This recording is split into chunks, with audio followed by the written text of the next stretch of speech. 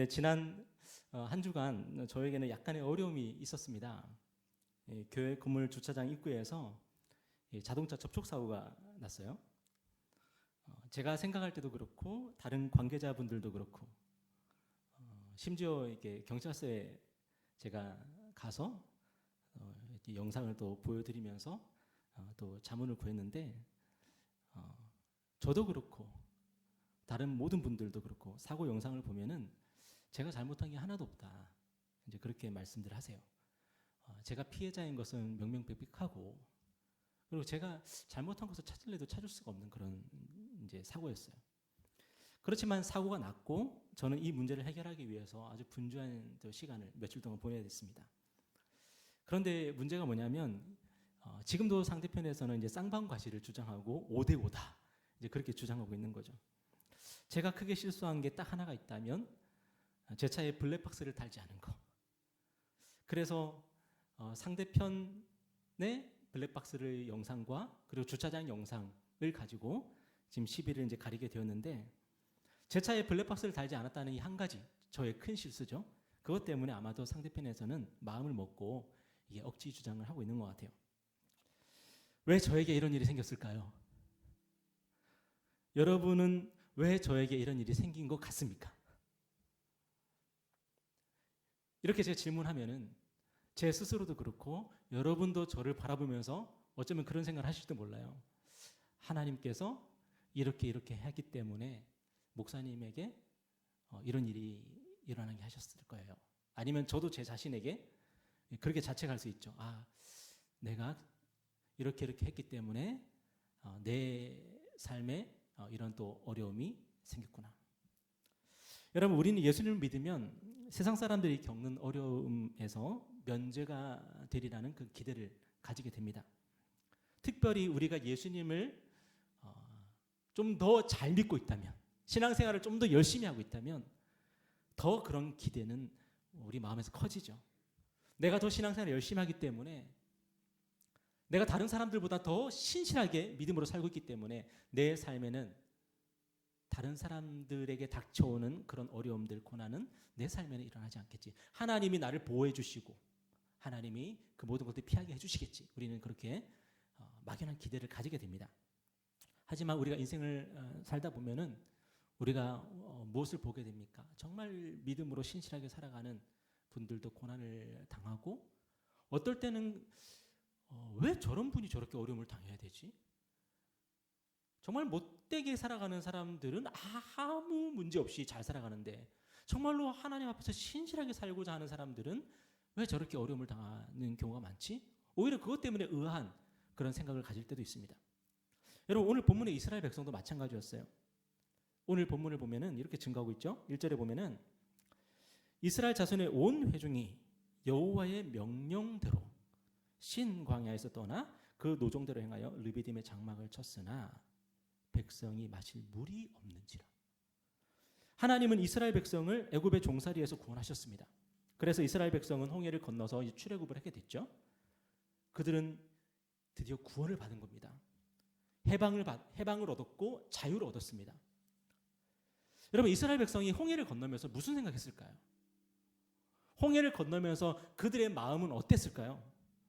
이제 자신들의 눈앞에는 탄탄대로가 펼쳐져 있을 거고, 그리고 우리가 걷는 한 걸음 한 걸음 그 길은 이제는 꽃길이겠지 하는 그런 생각을 하지 않았을까요? 하지만 그들의 예상과는 달리 광야의 길은 너무나도 거칠고 메마르고 험하고, 그리고 하나님께서 다이렉트로 가나안 땅, 약속의 땅으로 인도하시는 게 아니라 하나님께서 이곳저곳을 전전하게 하시는 거예요.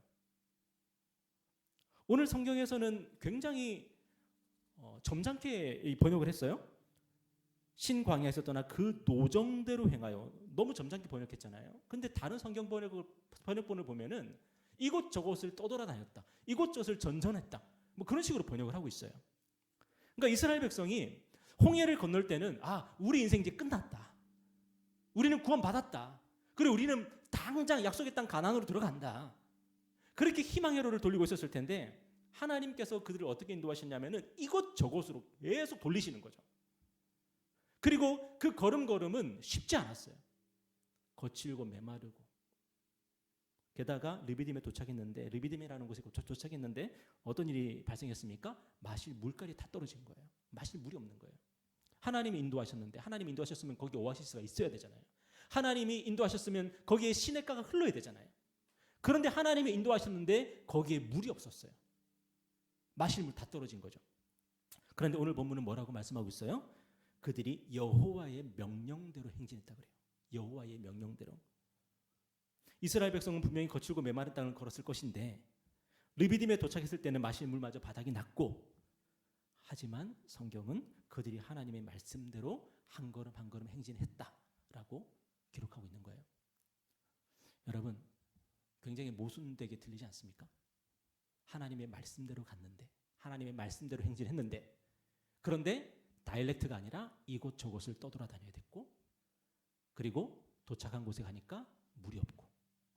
여러분, 말씀대로 살았는데 결과가 그랬다는 거예요. 여러분, 오늘 저와 여러분도 마찬가지라는 거죠.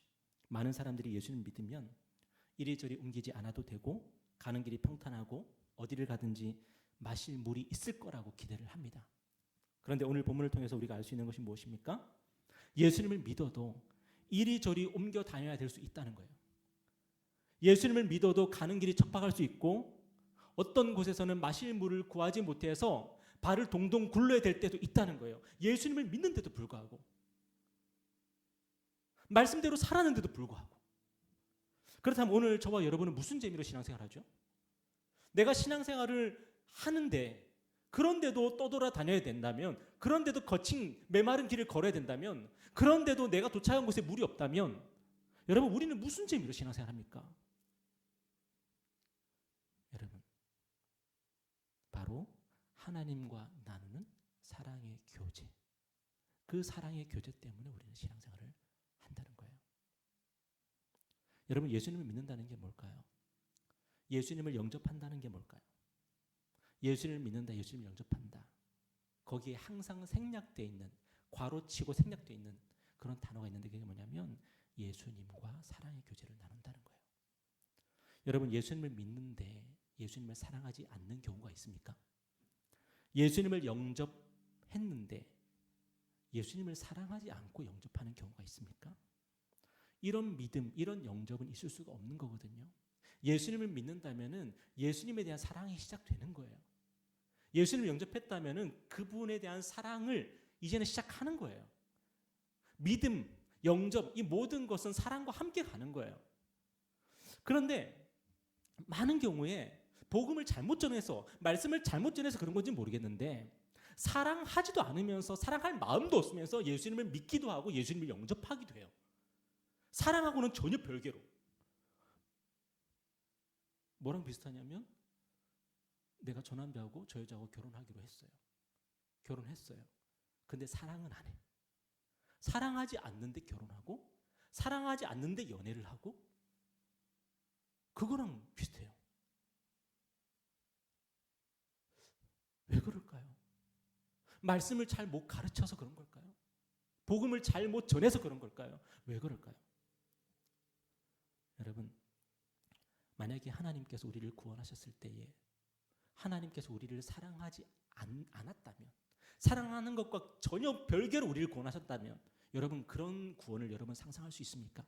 하나님께서 우리를 자녀로 삼아주셨는데 우리를 용서해 주시고, 주의 은혜로 용서하시고 나를 자녀 삼아주셨네. 근데 하나님 우리를 사랑은 안 해요.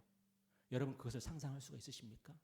하나님은 우리와 결혼하실 때에 우리를 사랑하지 않는데도 우리와 결혼한 그런 하나님은 전혀 아니시거든요. 우리를 사랑하시니까 우리가 결혼하신 하나님이신데, 근데 이상하게 우리는 종종 하나님을 사랑하는 것과는 별개로 하나님을 믿는다 그러고 하나님을 영접한다, 그렇게 말하는 경우들을 보게 돼요. 여러분, 하나님께서 우리를 사랑하지 않는데 우리를 구원하시는 법은 없습니다. 저와 여러분을 사랑하시기 때문에 구원하셨고, 저와 여러분을 사랑하셔서 오늘 이 예배 자리를 불러주신 거예요. 여러분, 우리의 믿음도 마찬가지라는 거죠. 여러분, 그래서 험하고 척박한 길에서, 마실 물이 없는 곳에서 하나님께서 우리에게 보기를 원하시는 게 뭘까? 그런 환경 속에서 하나님께서 우리에게 보기를 원하시는 건 아마도 저와 여러분이 하나님을 얼마나 사랑하는지를 보기를 원하실 것 같아요. 그런 상황 속에서 더욱 하나님을 원하고 하나님과 교제하기를 원하는 그런 모습, 하나님께서 보기를 원하실 것 같아요. 우리가 누리고 있는 모든 것은 하나님께서 주신 거죠. 여러분 믿으십니까? 그러나 많은 경우에 우리는 하나님께서 주신 것은 사랑하는데요, 하나님을 사랑하는 일에는 실패합니다. 하나님께서 주신 것은 좋아하는데 하나님을 좋아하지는 않을 때가 많아요. 하나님이 나에게 주시는 것은 관심이 많은데 나에게 그 모든 것을 주시는 하나님에 대한 관심이 없는 경우가 너무 많아요. 여러분 욥이 뭐라고 고백했습니까? 주시는 분도 하나님이시고 가져가시는 분도 하나님이십니다라고 고백했죠. 중요한 것은 하나님이라는 거예요. 나에게 있는 것이 중요한 것이 아니라 나에게 있는 그것을 주신 분이 더 중요하다는 거예요. 여러분 우리에게 중요한 것은 하나님이 우리에게 주신 그것들이 아니라 하나님이 우리에게 가장 중요한 분입니다. 여러분 그러면 하나님께서 주시는 것을 묵상하는 인생이 아니라 하나님을 묵상하고 하나님께서 주신 것을 사랑하는 인생이 아니라 그 모든 것을 우리에게 베풀어 주신 하나님을 사랑하는 그런 저와 여러분의 인생이 되었으면 좋겠습니다. 여러분 오늘 본문에서 이스라엘 백성은 하나님보다 하나님께서 허락하신 상황에 더욱 집착했던 것 같아요. 그래서 그들은 결국에는 폭발했습니다. 오늘 2절 말씀 한번 다 같이 읽어볼까요? 자 시작. 백성이 모세와 다투어 이르되 우리에게 물을 주어 마시게 하라. 모세가 그들에게 이르되 너희가 어찌하여 나와 다투느냐? 너희가 어찌하여 여호와를 시험하느냐? 이스라엘 백성은 물이 없는 상황을 맞닥뜨리게 됐습니다. 그리고 그 악조건에서 이제 폭발했어요. 그래서 모세에게 대들고 모세와 싸웁니다. 여러분 그런데 성경은 그 이유가 뭐라고 말씀하고 있어요? 이스라엘 백성이 하나님을 시험했다는 거예요. 여러분 하나님을 시험했다는 게 뭐죠? 하나님을 의심했다는 거예요. 이스라엘 백성은 출애굽 과정에서 하나님의 놀라운 표적을 생생하게 경험을 했습니다. 그들은 하나님께서 내리시는 10가지 재앙을 목격을 했습니다. 또한 홍해를 마른 땅같이 건넜고요. 매일 불기둥 구름기둥 그 만나를 경험을 했습니다.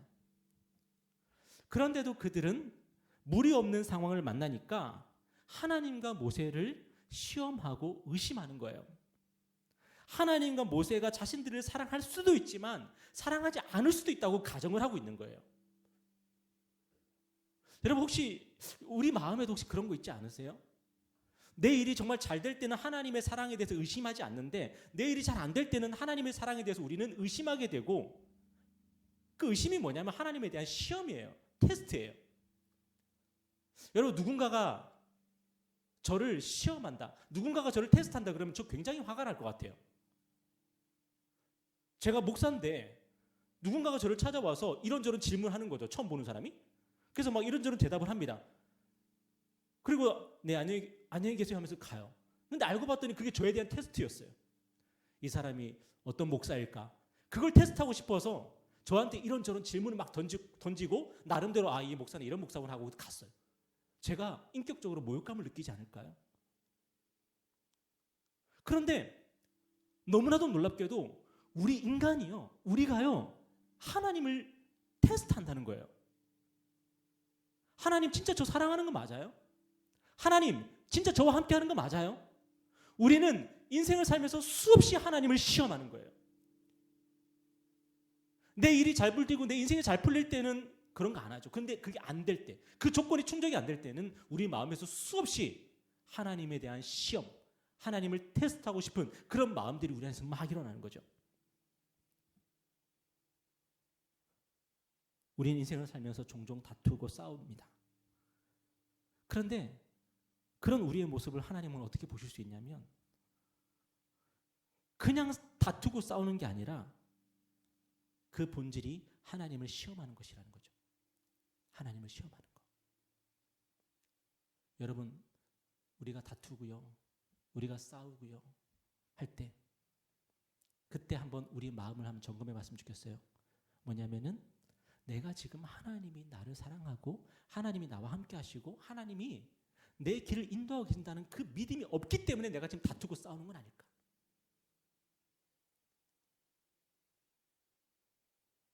우리 하나님은 우리에게 약속하셨습니다. 고와 같이 너희를 버려두지 않으리.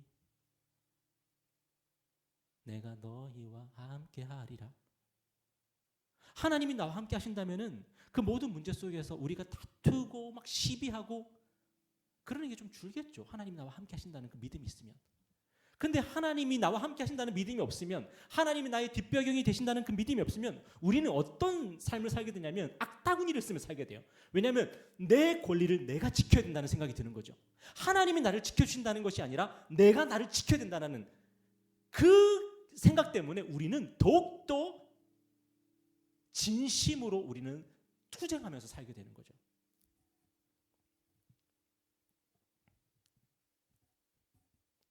여러분, 우리가 다투고 우리가 싸우는 것은요, 단순히 성품의 문제가 아닐 수도 있다는 거예요. 단순히 타고난 기질 때문만은 아닐 수도 있다는 거죠. 믿음의 문제, 하나님과의 관계의 문제, 내 마음에 하나님에 대한 의심과 하나님을 시험하는 그런 마음 때문에 내가 다투고 싸우면서 살아갈 수도 있다는 겁니다. 여러분, 성경은 모세에 대해서 뭐라고 말하고 있냐면, 당시 이 세상에 모세보다 온유한 사람은 없었다, 그렇게 얘기해요. 어떻게 모세가 세상 모든 사람들보다 온유한 그런 인격자가 될 수 있었을까? 우리는 성경을 통해서 모세가 아주 폭력적인 사람이었다는 것을 우리는 알 수 있습니다. 모세는 이스라엘 백성을 학대하는 이집트 사람을 보면서 분노가 치밀어 올라서 그 사람을 때려 죽였어요. 여러분, 사람을 때려 죽인다는 거 보통 사람은 할 수 없잖아요. 그죠? 아무리 화가 나도 어떻게 사람을 때려 죽여요. 근데 모세는 사람을 때려 죽일 수 있을 정도로 분노의 사람이었어요. 폭력적인 사람이었어요. 그런데 나중에 성경은 모세에 대해서 뭐라고 증언하냐면, 세상 모든 사람보다, 이 땅의 모든 사람보다 온유한 사람이었다, 그렇게 증언해요. 이게 어떻게 가능하죠? 바로 하나님에 대한 믿음 때문이죠. 그래서 성경이 모세에 대해서 동일하게 증거하는 바가 뭐냐면, 그는 하나님과 대면하는 자였다는 거예요. 하나님과 대면하는 사람, 하나님과 이 세상에서 가장 하나님과 친밀히 교제하는 사람, 하나님과 세상에서 가장 친밀히 교제하는 사람이기 때문에 그는 세상에서 가장 온유한 사람이 될 수 있었다는 거예요. 우리 예수님이 팔복을 강론하시면서 뭐라고 그러셨어요? 온유한 자는 뭐를 얻는다? 땅을 기업으로 얻을 것이다. 온유한 자는 복이 있나니 땅을 기업으로 얻을 것이며. 여러분, 그러면 온유한 자의 목표는 뭐예요? 땅이죠. 땅은 뭐예요? 경쟁하는 거잖아요. 경쟁해서 취해야 되는 거잖아요. 경쟁해서 얻어야 되는 거잖아요. 싸워서 획득해야 되는 게 땅이잖아요. 그런데 예수님은 온유한 자가 땅을 기업으로 얻을 것이다 말씀하세요. 온유한 자가. 그러면 그 땅은 어떻게 얻는 거죠? 하나님이 주시니까요. 하나님이 주니까 얻을 수가 있는 거예요. 싸워서 이기는 사람이 얻는 게 아니고. 우리 예수님도 마찬가지 아닙니까? 우리 예수님은 그분의 온유함과 겸손함을 와서 배우라고 할 정도로 그분은 온유 그 자체였고 겸손 그 자체였습니다. 유교미의 이름이 온유와 겸손이거든요. 우리 예수님의 성품을 딱 한마디로 정의하라 그러면 온유하고 겸손하신 분이셨어요. 그런데 여러분, 어떻게 우리 주님이 온유하고 겸손하실 수 있었을까요? 물론 그분이 하나님의 아들이니까. 하나님의 아들이니까 온유하고 겸손하실 수 있죠. 그런데 여러분, 그리스 로마 신화 같은 거 보십시오. 제우스의 아들들이 온유하던가요? 그들이 겸손하던가요? 그리스 로마 신화를 보면요, 신들이 얼마나 폭력적인지 몰라요. 얼마나 분노가 금방금방 승질내고 분노하고 그래요. 온유한 신을 본 적이 없어요. 신들은 다 폭력적이에요. 분노해요. 근데 우리 하나님의 아들 예수님은 온유하셨고 겸손하셨어요. 그게 어떻게 가능했을까요? 여러분, 성경은 우리 예수님의 어떤 모습을 보여줍니까? 우리 예수님이 하나님께 나아가셔서 하나님께 아빠, 아버지라 부르면서 정말로 어린아이가 아버지의 품에 안기는 것처럼 그렇게 하나님 앞에서 하나님과 교제했던 분이 바로 우리 예수님이세요. 늘 언제나 항상. 심지어 겟세마네 동산에서 그 십자가 앞에서도 아버지, 아버지 하면서 그 아버지에 대한 무한한 사랑과 무한한 신뢰를 보내셨던 분이 바로 우리 예수님이세요. 여러분, 그런 예수님이 하나님을 그렇게 신뢰하시기 때문에, 그렇게 하나님의 품에 늘 안겨 계시기 때문에 그분 안에서 온유하고 겸손한 성품들이 드러날 수밖에 없는 거죠. 저도 제 자신을 돌아보면은 저의 성품에 가장 많은 영향을 끼치는 게 뭐냐? 저 기도인 것 같아요. 제가 기도가 풍성할 때는 하나님과의 친밀한 사귐을 누리는 그런 것을 제가 누려요. 그리고 다른 사람을 대할 때 제가 넉넉해지더라고요. 제 기도 생활이 풍성해지면. 왜 다른 사람을 대할 때 제가 넉넉해질까요? 결국에는 하나님이 이루실 것을 믿으니까. 제 눈앞에 펼쳐지는 것은 제 마음에 들지 않는 것들이 많을 수도 있는데 결국에는 하나님께서 하나님의 뜻을 이루어 가실 것을 믿으니까 좀 넉넉해지는 것들을 제가 느끼게 돼요. 여러분, 혹시라도 감정 조절이 안 되거나 분노 조절이 안 되거나 아니면은 감정의 기복이 있거나 한다면은 오늘 하나님과의 교제 가운데로 나가셨으면 좋겠어요. 정말로 기도하는 자리로 나가셨으면 좋겠어요. 하나님과의 교제가 풍성해질 때에 우리가 우리 입에서 하나님에 대해 하나님께 아빠 아버지라고 부르면서 그분의 품에 안길 때에 하나님께서 우리를 안아주시면서 괜찮아, 괜찮아, 화내지 마, 괜찮아, 울지 마, 괜찮아, 낙심하지 마, 괜찮아, 교만하지 마. 하나님께서 우리의 마음을 다스려 주실 거예요. 그분의 품 안에서. 갈라디아서 5장 22절에서 23절 말씀 한번 다시 읽어볼까요? 자, 시작. 오직 성령의 열매는 사랑과 희락과 화평과 오래 참음과 자비와 양선과 충성과 온유와 절제니 이 같은 것을 금지할 법이 없느니라. 여러분, 하나님과 교제하면요, 하나님과 교제하는 가운데서 하나님의 성령께서 우리 안에서 열매들을 나타내시면요, 그것은 우리의 성품과 인격으로 나타난다는 거예요. 여러분, 성령의 9가지 열매인데 이 다 뭐예요? 다 성품이에요. 다 인격이에요. 교회를 크게 하고 그런 얘기가 아니에요. 하나님과 교제하면은 우리 안에서 성품과 인격의 변화들이 일어난다는 거예요. 근데 이것이 왜 가능해지냐? 우리가 하나님의 품 안에서 있거든요. 하나님한테 안겨 있거든요. 여러분, 우리가 정말로 화가 났을 때 아니면 정말로 슬프고 힘들 때 누군가가 우리를 안아주고 토닥여주면은 진정되지 않습니까? 그죠? 막 엉엉 울고 있었는데 누군가가 안아주고 토닥토닥 해주면은 마음이 좀 가라앉잖아요. 사람이 우리를 안아줘도 우리의 마음이 가라앉는데 하나님께서 우리를 안아주시면 우리의 마음이 어떻겠습니까? 하나님이 우리를 안아주시면 기도는 하나님께 앵기는 거예요. 기도는 하나님의 품 안에 들어가는 거예요. 하나님이 우리를 안아주시고 우리를 토닥토닥 해주시면 우리는 여호와는 나의 목자시니 내게 부족함이 없으리로다. 그렇게 고백하게 되는 거죠. 오늘 본문을 보면 모세는 이 비결을 알고 있었던 것 같습니다. 그래서 모세는요, 이스라엘 백성들과 같이 다투지 않습니다. 맞짱 뜨지 않습니다. 그리고 그는 하나님 앞에 나아가 기도합니다. 오늘 4절 말씀 읽어볼까요? 시작. 모세가 여호와께 부르짖어 이르되 내가 이 백성에게 어떻게 하리까? 그들이 조금 있으면 내게 돌을 던지겠나이다. 여러분, 얼마나 급박한 상황이에요. 이스라엘 백성들이 돌을 들고 있는 거예요. 얼마나 급박한 상황이에요. 그런데 그 상황에서 당황하지 않고 분노하지 않고 하나님께 엎드리는 거예요. 그러자 하나님께서 모세에게 즉각적으로 응답하십니다. 5절 6절 다 같이 읽겠습니다. 시작. 여호와께서 모세에게 이르시되 백성 앞을 지나서 이스라엘 장로들을 데리고 나일강을 치던 내 지팡이를 손에 잡고 가라. 내가 호렙산에 있는 그 반석 위 거기서 내 앞에 서리니 너는 그 반석을 치라. 그것에서 물이 나오리니 백성이 마시리라. 모세가 이스라엘 장로들의 목전에서 그대로 행하니라. 여러분, 하나님께서 뭐라고 말씀하셨습니까?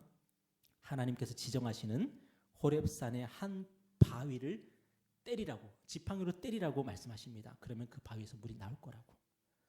여러분, 모세가 어떻게 했습니까? 하나님의 말씀에 즉각적으로 순종했습니다. 그러자 바위에서 물이 샘솟기 시작합니다. 이스라엘 백성들은 그 물을 마시고 힘을 얻습니다. 여러분, 그런데 오늘 본문에서 우리가 주목해야 되는 게 뭐예요? 오늘 본문을 보면은 모세가 이스라엘 장로들의 목전에서, 눈앞에서 그대로 행하니라. 여러분, 모세가 아무도 안 보는 데서 한 게 아니에요. 장로들을 데리고 가서 장로들이 보는 앞에서 그 일을 하는 거예요. 어떻게 이 일을 할 수가 있죠? 하나님의 말씀을 믿으니까. 하나님의 말씀대로 된다는 것을 믿으니까 장로들을 데리고 그 일을 할 수 있는 거예요.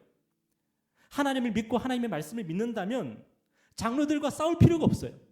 하나님 앞에 나아가서 기도하면 되고 괜히 성질낼 필요가 없어요. 하나님 앞에서 믿음으로 순종하며 나아가면 되는 거죠. 여러분, 만약 우리였다면 어떻게 했을까요? 반석을 때렸을까요?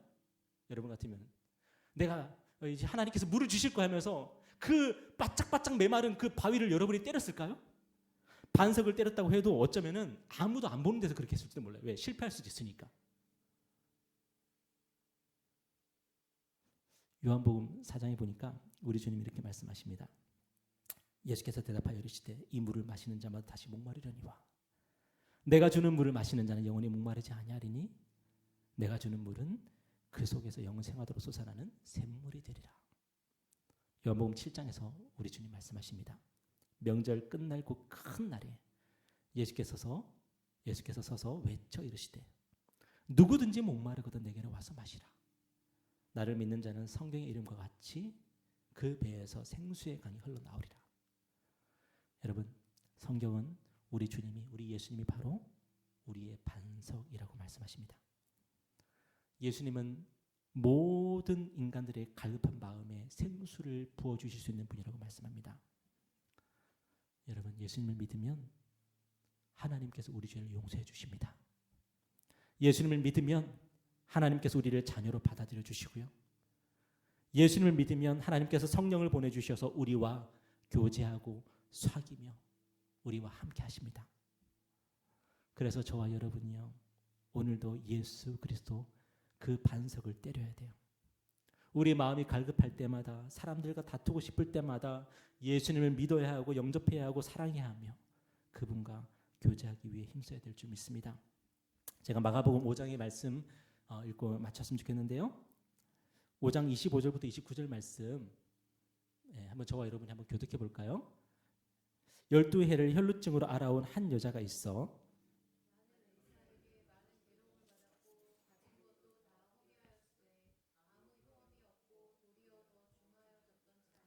예수의 소문을 듣고 무리 가운데 끼어 뒤로 와서 그의 옷에 손을 대니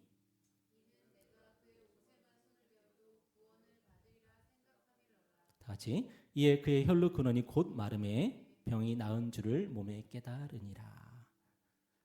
여러분, 이 여인은요 12년 동안 혈루증으로 투병하던 여인이었습니다. 매일매일 몸에서 피가 흘러나왔고 사람들은 그를 부정하게 여겼고 12년 동안 사람들과 온전히 교제하지 못했고 공동체 안에 온전히 소속되지 못했던 그런 외로운 여인이었습니다. 여인은 이 문제를 해결하기 위해서 많은 의사들을 찾아갔습니다. 그리고 치료를 받으면서 많은 고통을 받아야 됐고 결국에는 재산이 다 탕진되었습니다. 여러분, 이렇게 해서 병을 고쳤으면 다행이죠. 그런데 여인은 병을 고치지 못했고요. 오히려 병이 더 악화가 되었습니다. 그런데 어느 날 여인이요 예수님에 대한 소문을 듣고 그 부정한 몸인데도 불구하고 자신의 정체를 숨기고 사람들 가운데로 들어가서 사람들 가운데 계시던 예수님께 찾아와서 아무도 모르게 예수님의 옷에 손을 대는 거예요. 여러분, 여인이 이렇게 할 수 있었던 이유가 뭘까요? 주님의 옷에 손을 대기만 해도 자기의 병이 나으리라는 믿음이 있었기 때문입니다. 결국 여인이 우리 주님의 옷에 손만 댔는데도 불구하고 그는 즉시 병이 나았습니다.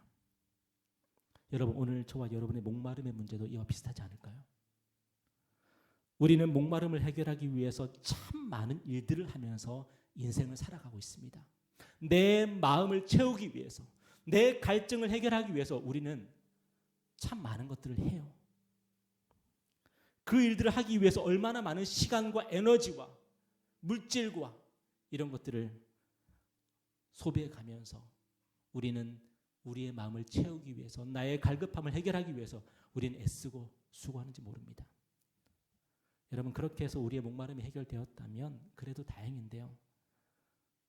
하지만 되돌아보면 우리의 시간과 물질이 낭비되었지 우리의 목마름은 해결되지 않고 그대로 있는 것을 보게 됩니다. 여러분, 그런데 성경이 우리에게 뭐라고 말씀하는지 아십니까? 그 우리 안에 있는 배고픔과 우리 안에 있는 그 목마름은 의외로 너무나도 쉽게 해결될 수 있다고 말씀합니다.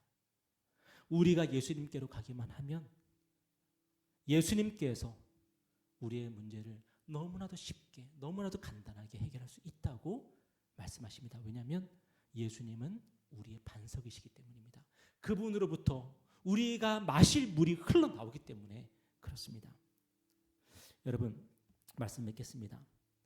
우리는 종종 하나님을 신뢰하지 못할 때가 있죠. 그래서 우리의 목마름을 엉뚱한 곳에서 해결받으려고 할 때가 참 많이 있습니다. 또한 우리의 문제를 해결하기 위해서 사람들과 다투고 사람들과 싸우면서 그렇게 살아갈 때도 있습니다.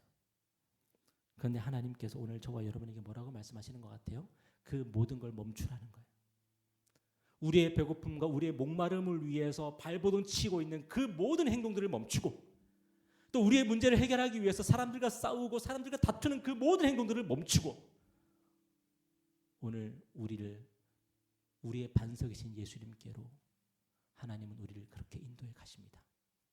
그리고 예수님을 믿고 그분을 영접하고 그분을 사랑하며 그분과의 교제 가운데로 나아가라고, 말씀과 기도를 통하여서, 예배를 통해서 그분과의 교제 가운데로 나아가라고 그렇게 말씀하십니다. 여러분, 모세가 반석을 때린 것처럼, 혈루병 여인이 예수님의 옷에 손을 댔던 것처럼, 오늘 저와 여러분이 예수님을 믿는 믿음으로 그러한 믿음의 순종을 하기를 바랍니다. 그래야 할 때에 우리 안에, 우리 밖에 그 모든 문제들이 하나님의 은혜 가운데서 하나씩 하나씩 정리되어 가고 해결되는 것을 경험하는 복된 삶이 될 줄 믿습니다. 메마른 곳 거룩해지도록 내가 주를 찾게 하소서. 내 모든 것 주께 드리리. 나의 구주, 나의 친구. 메마른 곳 거룩해지도록 내가 주를 찾게 하소서. 내 모든 것 주께 드리리. 나의 구주, 나의 친구. 우리 마지막으로 고백합니다. 메마른 곳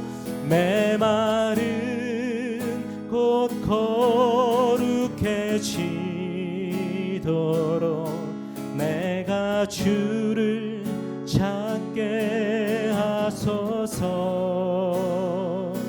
내 모든 것 주께